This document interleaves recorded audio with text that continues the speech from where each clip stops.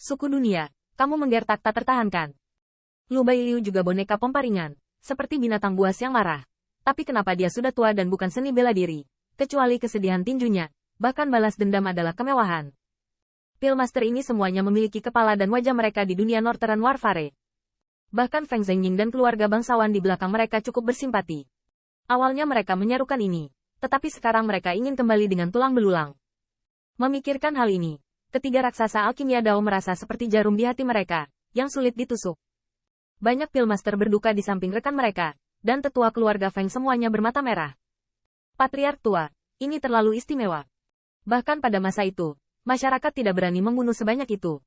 Rekan-rekan ini semuanya adalah Saint Pillmaster. Mereka tidak bisa mati begitu saja. Nyatanya, meski ada perang antar alam, kecuali disumpah untuk mengikuti Pillmaster salah satu pihak, meski kalah, tidak akan dipermalukan atau bahkan diperlakukan dengan sopan. Banyak Pillmaster juga marah. Feng Old Patriarch, Senior Wang, akun ini tidak boleh dibiarkan sendiri. Zhan Jinrong menatap matanya dan berjalan diam-diam, memberi isyarat kepada Qin Yichen, yang melihat situasinya dan bergegas untuk mengikuti. Di depan sekelompok Pillmaster, Zhan Jinrong menurunkan armornya dan menembak. Membungkuk dalam-dalam. Kamu, Zhan, yang tidak melindungimu, Del. Patriark tua Feng, Dao alkimia di dunia perang utara. Qin Yichen juga membungkuk dalam-dalam, dengan sedikit rasa bersalah di antara ekspresi. Lansia, Qin ini egois. Qin ini ingin berterima kasih kepada rekan-rekannya di utara.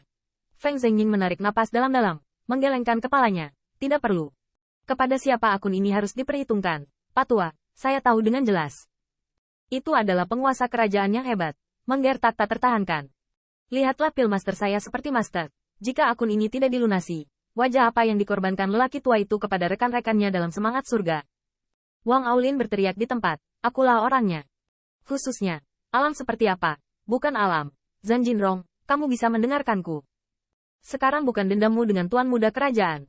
Saya adalah alchemy Dao dan alam dari alam. Hari ini menanggungnya. Ini bukan kultivasi bela diri, tetapi itu tidak berarti bahwa semua Pillmaster kekurangan darah, dan tidak ada yang bisa tenang menghadapi kematian rekan-rekan mereka. Hitung saya, orang-orang di keluarga Zhou saya tidak bisa mati sia-sia. Bagaimana dengan para pangeran dari suku klan? Tidak ada yang membenarkan ini. Kematian kolega saya Alchemy Dao harus dipertanggungjawabkan. Klan tidak akan memberikannya, kami akan memintanya sendiri. Pantas saja Pillmaster berduka. Bahkan jika Anda tidak setuju untuk melepaskan Qin Yichen, tidak apa-apa. Tetapi mengapa Anda membunuh kami? Qin Yichen juga merupakan kepalan tangan. Dia juga dianggap sebagai anggota Dao alkimia di dunia perang utara. Dia harus menanggung perseteruan darah ini. Namun, almarhum telah meninggal, dan yang hidup pada akhirnya akan selamat. Tetapi setelah pertempuran sengit, dia sudah terluka. Pada saat ini, nilai senyawa dan tercermin. Qin Yichen juga tidak bersembunyi. Bahkan sekelompok Pillmaster diam-diam mengeluarkan ramuan yang biasanya sulit didapat. Feng Zhengying tidak berbicara. Tetapi tetua keluarga Feng mengeluarkan sepotong sengdan. Pada saat ini, itu adalah pemandangan yang mengharukan setelah kejadian tragis. Dunia Korea Utara berantakan hingga hari ini, dan akhirnya menunjukkan sisinya dengan musuh. Pada saat yang sama, dia memimpin pasukan mundur, dan yang lainnya, tiba-tiba melihat seberkas cahaya. Hong Guang itu adalah Jie Fan yang bergegas ke dirinya sendiri. Ayah kekaisaran. Suara hormat Jie Ming penuh dengan keengganan.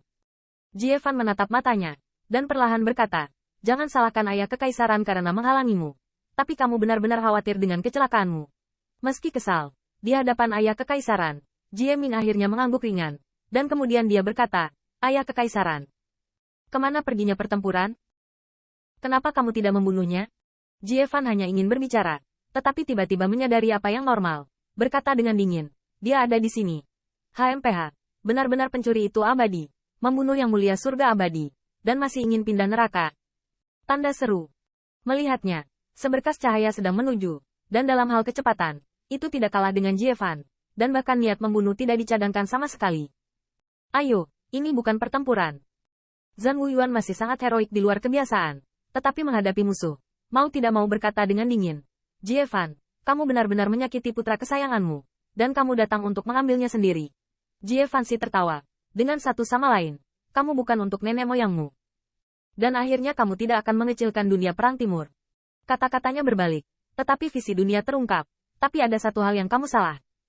Saya datang ke sini, selain menangani anak itu, saya juga ingin mencoba keberuntungan untuk melihat apakah saya dapat mengambil hidup Anda. Oh, Alis pedang Zhan Wuyuan terangkat sedikit, dan dia tidak takut. Sebaliknya, dia memandang Jie Fan di udara, dan kemudian dia berkata, kamu terlihat seperti ini. Kamu telah tumbuh lebih dari 1000 tahun, dan akhirnya kamu tidak lagi bersembunyi di belakang Jie Changyun. Jie Fan mendengar ini, wajahnya memancarkan kemarahan. Jie Changyun adalah leluhur tua klan Jie. Wacana mengejek Zhan Wuyuan tidak diragukan lagi memprovokasi Yang Mulia sebagai Jie Huang. Namun, keduanya tidak hanya berdiri di sisi yang berlawanan, tetapi mereka juga mencintai wanita yang sama. Terlepas dari keluhan publik atau keluhan pribadi, Jie Fan tidak dapat menahan diri untuk datang sendiri hari ini. Tidak ada pertempuran. Kamu sangat kuat saat itu, tapi itu juga ribuan tahun yang lalu.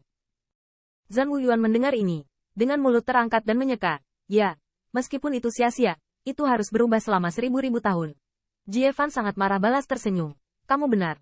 Kebenaran yang sama. Seseorang boros selama ribuan tahun.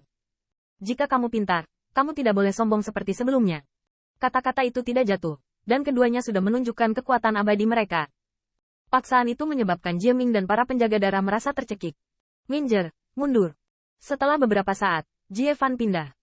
Kaisar Perang Dunia Utara, aku akan mengajarimu hari ini. Bang. Dua pembangkit tenaga listrik berdiri di puncak keluarga puncak. Telapak tangan mereka bertabrakan, dan Jie Ming yang mundur bola-balik hanya merasakan bahwa semua yang ada di depannya runtuh dan hancur. Dunia abadi itu menyapu. Kemanapun ia pergi, langit terpotong untuk mengungkap serpihan jalan, dan sinar keabadian mengandung prestise menghancurkan surga dan memusnahkan bumi. Jie Yu dan yang lainnya melihat kejutan. Mereka mungkin tidak pernah mengalaminya di masa lalu.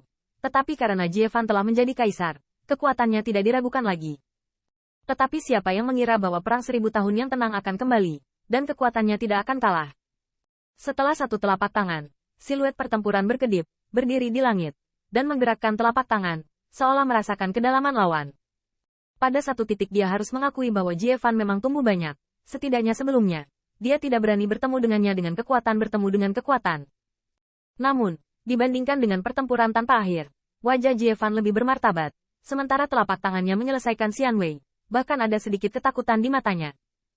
Yang membuatnya takut bukan hanya kekuatan dunia tanpa pertempuran tidak berkurang tahun itu, bahkan tampak lebih arogan dari sebelumnya.